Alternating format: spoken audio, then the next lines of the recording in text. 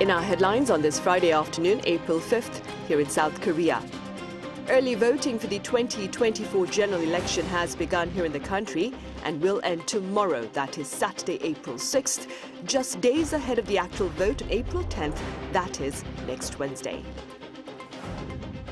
Meanwhile, the UN Human Rights Council, which is made up of 47 member countries, adopts a resolution highlighting rampant violations of human rights in North Korea for the 22nd year in a row.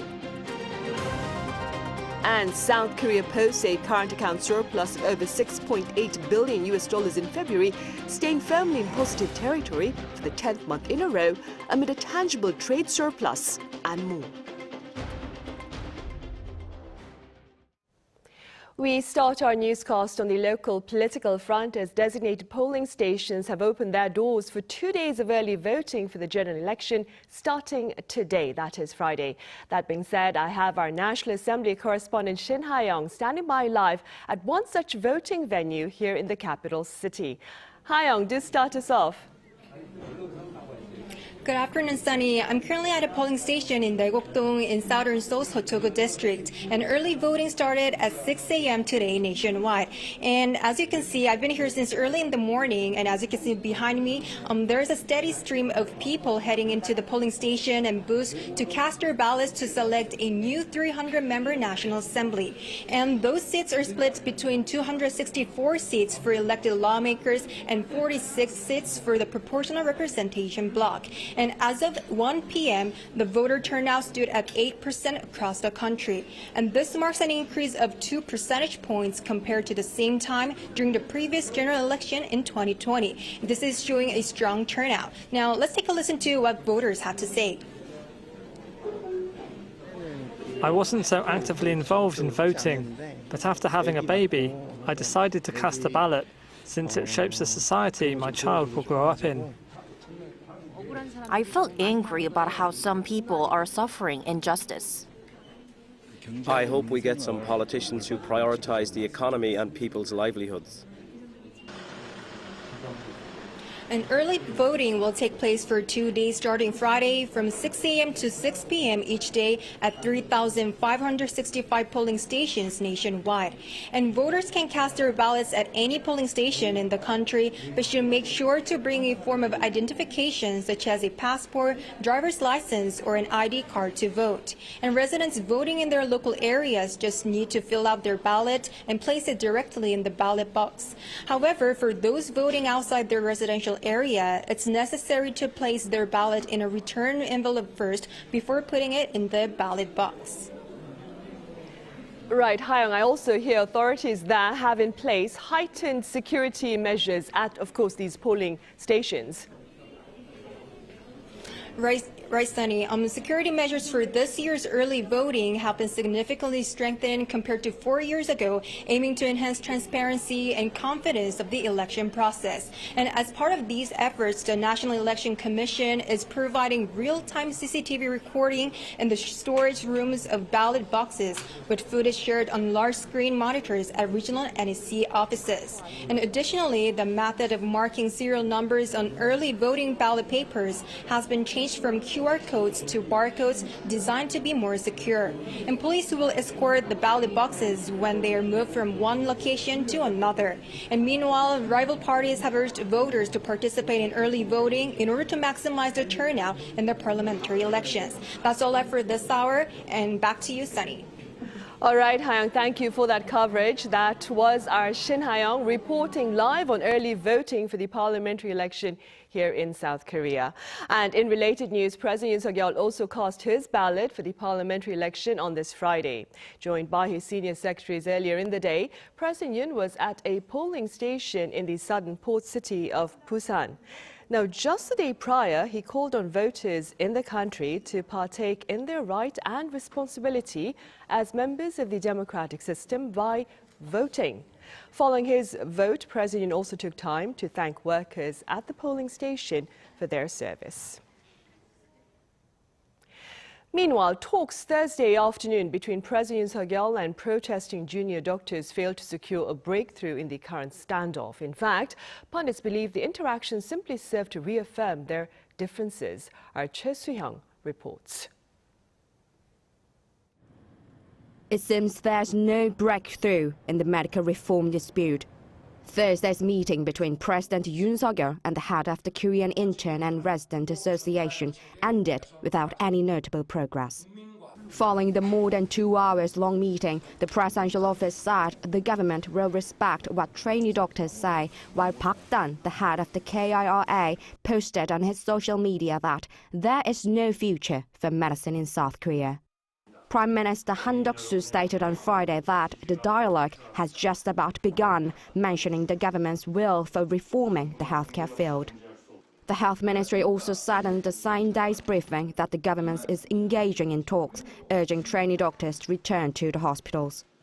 The President, Prime Minister, and health ministers are making every effort to engage in sincere dialogue with the medical community. The government urges them to cease collective actions and come forward to the discussion table openly. The government's emergency medical system to address healthcare shortages is still ongoing. The government has extended the deployment period of military surgeons and public health doctors by an additional month, starting from Thursday. And 47 more medical institutions have been added to those designated to support severe and cancer patients. Also, a majority of medical school professors who submitted resignation letters or declared reduced working hours are still staying at their positions at hospitals. The medical dispute began with the government's plan to increase the number of medical school admission slots by 2,000. The government maintains the firm stance that 15,000 more doctors will be needed by 2035 due to the rapidly aging population.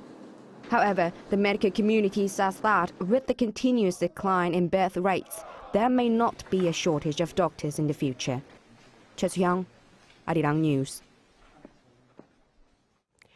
In other news, findings for February show Korea's current account hovering in positive territory for the 10th month in a row, bolstered by a tangible surplus in trade. Our Moon Hae-ryun has the latest. South Korea's trade balance logged a surplus once again on the back of the improving performance of chip exports. Preliminary data released by the Bank of Korea on Friday showed that the country's current account balance came to $6.86 billion in February. This is the 10th month in a row for the account to be in the black, following a surplus of just over $3 billion in January, and the BOK explained that it is well on track to meet its forecast of over $19 billion for the first half of the year. The goods account tracking imports and exports experienced a surplus for 11 months straight as semiconductor exports jumped by 63% compared to the same month last year. While auto exports fell, the rise in memory chip prices and a recovery in the IT sector leading to increased demand led to a sharp rise in semiconductor exports for the 5th month in a row. Data also show that outbound shipments of electronic goods increased by just under 33% on year, while exports of chemical goods dropped by nearly 9%. Another key reason the goods account maintained a surplus was lower import costs of raw materials due to falling energy prices. The value of gas imports, for one, fell by nearly 50% on year, and the value of energy-related imports dropped by more than a fifth. This led to an overall decline of imports by 13.1% compared to February last year. However, the services balance, which includes earnings and spending on overseas trips and transport, was in the red by $1.77 billion. The travel sector in particular recorded a deficit of $1.36 billion, but that's lower than the previous month's tally, which the BOK explained as being due to fewer people traveling overseas in February.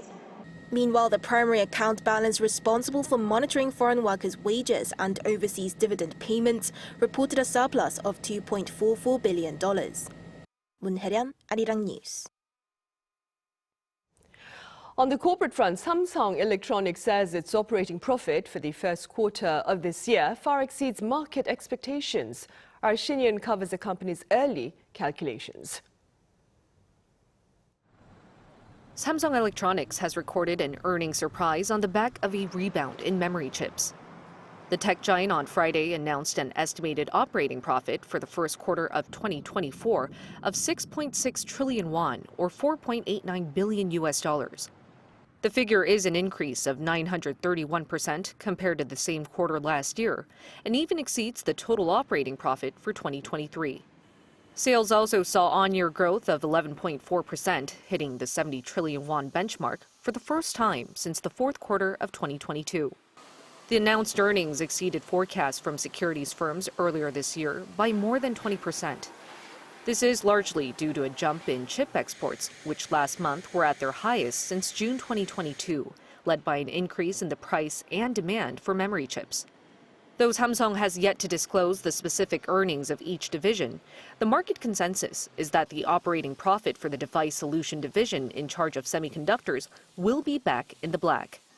Expectations of Samsung Electronics announcing strong earnings pulled up the company's stocks on Thursday to their highest in 52 weeks. Their earnings report released on Friday is an estimate based on the International Financial Reporting Standards Foundation, and the final figures will be further announced once net profits are closed. 신예은, Arirang News. Apples have been in the headlines here in Korea for quite a while now amid their skyrocketing costs. That being said, my colleague An Sung-jin was out and about to gauge their prospects for the year. Apples in South Korea are the most expensive in the world. According to Numbeo, an online database which measures consumer prices, apples in South Korea are about $6.82 a kilo, which is much higher than the price of apples in the US or Japan. With the sudden change in the temperature, apple flowers died out before blossoming, leading to a drop in the amount of apples harvested last year and a surge in apple prices. Due to climate change, temperatures have been rising, and according to the Environment Ministry, South Korea has seen a temperature rise of 1.6 degrees compared to 110 years ago. This is higher than the world average temperature rise of 1.09 degrees. As a result, the most suitable environment for growing apples has been moving northward up the peninsula from the southern provinces. Farms have been adapting to this change by integrating technology. This is one of the country's first smart farms located in Andong, Gyeongsang-mukdo Province. Funded by the Agricultural Ministry, it uses ICT tools and AI technology to monitor individual farms and prevent damage to apples from pests. Using my phone app, I can easily control the farm's environment. With the AI camera, I get to monitor the growth of apples, detect pests, and prevent frost. These farms also have their own smart irrigation and fertilization system, which controls the amount of water used.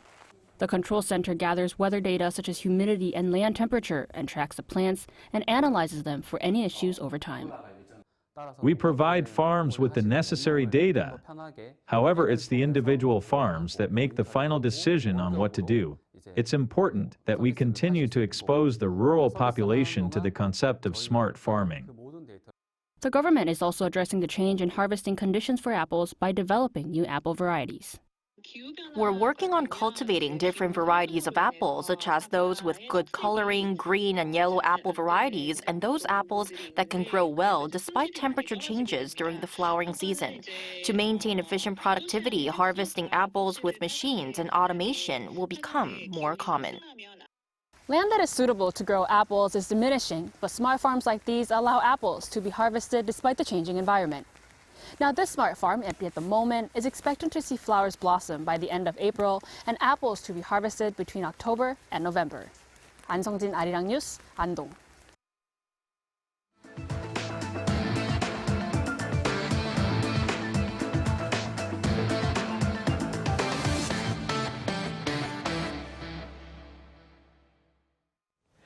The UN Human Rights Council has wrapped up its first session of the year with a resolution shedding grave light on human rights in North Korea for 22 years in a row.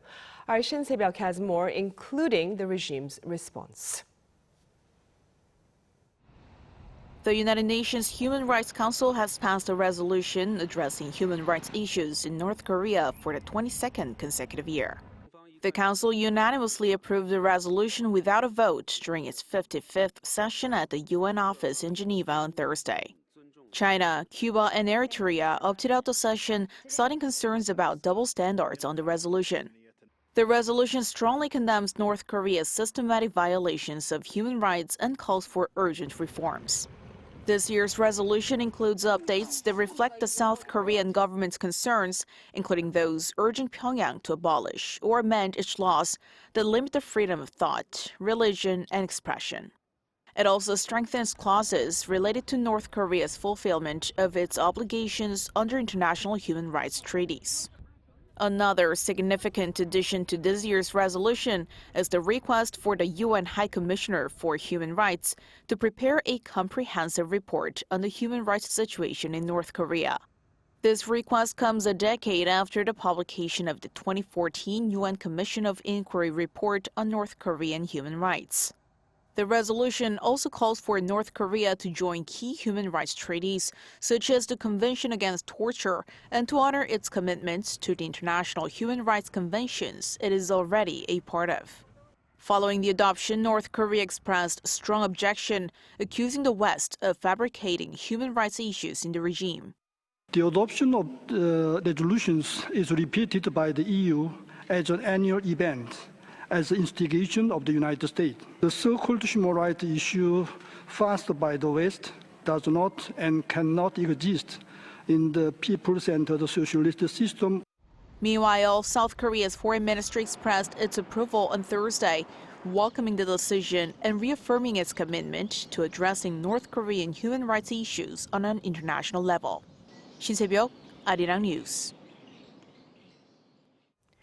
And South Korea's top diplomat to the United Nations has reiterated concerns over North Korea's malicious activities online, claiming they serve as a textbook example of cyber crime.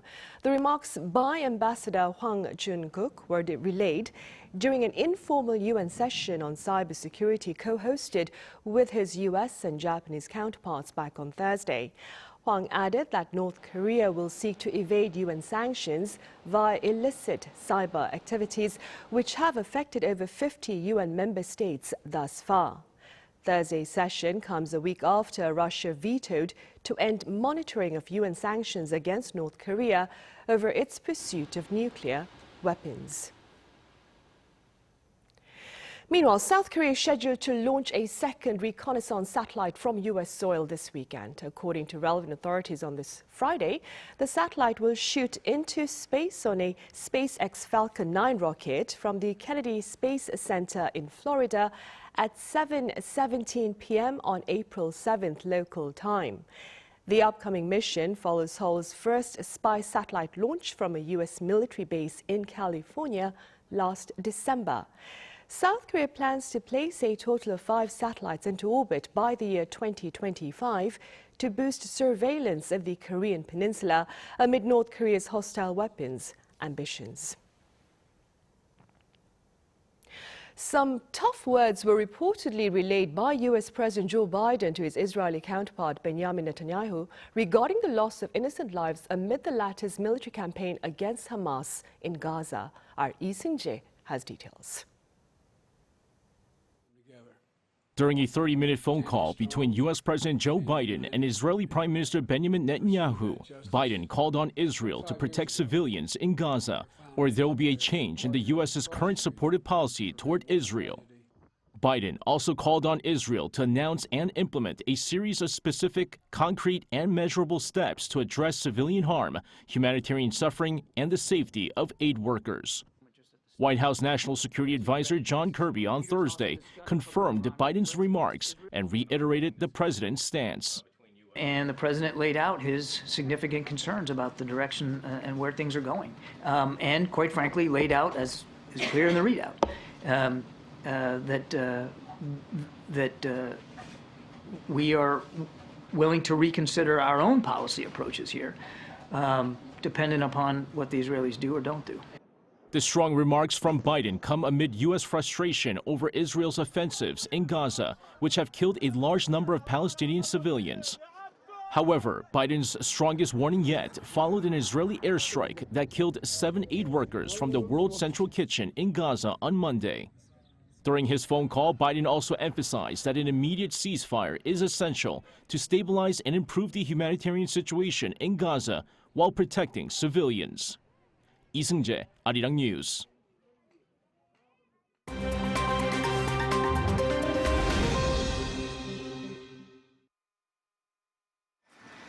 Let's take a look at the latest news in the world now. Russian drones hit 2 apartment buildings and a power plant in Ukraine's second-largest city, Kharkiv, early on Thursday, killing at least 4 and injuring 12 people. Ukraine said that Russia launched at least 20 Shahed drones overnight on Thursday, 11 of which were shot down by the Ukrainian military. Kharkiv Mayor Ihor Terikov said 3 of the dead were emergency vehicle drivers who died in a repeat strike on a residential block after they arrived for a rescue mission. Terikov added that the 4th victim, a 69-year-old woman, was killed by a missile strike inside a building. Drones also hit a thermal power plant in Kharkiv. The country's energy ministry said that 350,000 residents had their power cut. Ukraine's second-largest city lies approximately 30 kilometers from the Russian border and has been heavily bombed since the outbreak of war more than 2 years ago. British multi-billionaire Joe Lewis has been fined $5 million for insider trading. He was also given 3 years probation at a hearing in New York on Thursday. Prosecutors said that the former Tottenham Hotspur owner tipped off his friends, girlfriend, and 2 of his private pilots with inside information on 4 publicly traded companies. 87-year-old Joe Lewis pleaded guilty earlier in January to 1 count of conspiracy and 2 counts of securities fraud. At the sentencing, Lewis said, "I'm ashamed and I'm here today because I made a terrible mistake." One of the 500 richest people in the world, Lewis built his estimated $6.2 billion fortune from trading and investments and is the founder of the investment firm Tavistock Group. Off the coast of the Canary Islands, the Spanish Coast Guard have rescued 73 migrants from a wooden boat at sea. The boat was towed by the Coast Guard on Thursday to the island of Gran Canaria. Spanish Coast Guard personnel were seen attending to injured migrants and a child. Frontex, the EU border agency, said that the route to the Canary Islands currently has the largest traffic of irregular migration from West Africa into Europe. According to the Spanish Interior Ministry, from the beginning of the year until March 31st, some 13,115 migrants have made the dangerous journey, compared to 2,178 in the same period the previous year. Boxing legend Muhammad Ali's boxing trunks from his Thriller in Manila fight against Joe Frazier is set to go under the hammer at an estimated value of $4 to $6 million. According to Sotheby's, Ali's trunks from the October 1975 fight in the Philippines will be up for auction until April 12th. The white satin boxing trunks featuring a black trim at the waistband and black piping down the sides are signed by Ali in black Sharpie and inscribed by Drew Bundini Brown, who used to be Ali's cornerman. Muhammad Ali, who was known for his record-setting boxing career and showmanship, died in 2016 at age 74. Kim Seong, Arirang News.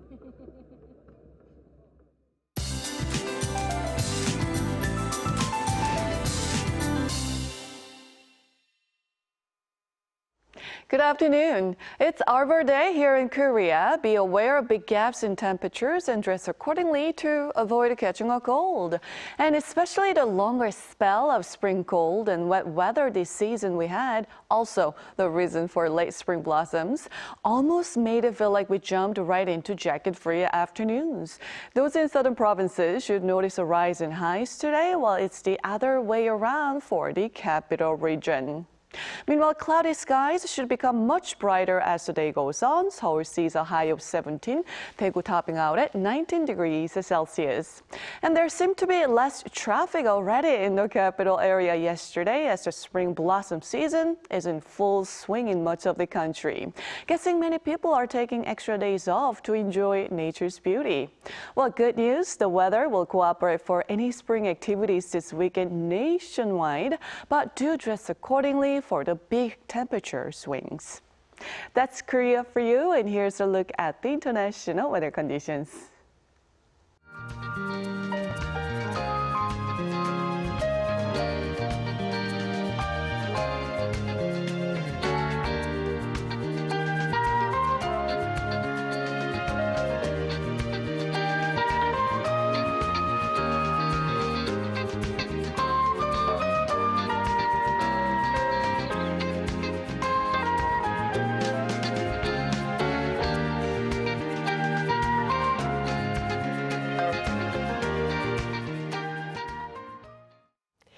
And those are the headlines at this hour here in Korea. Coming up next is our daily panel session. Thank you for now.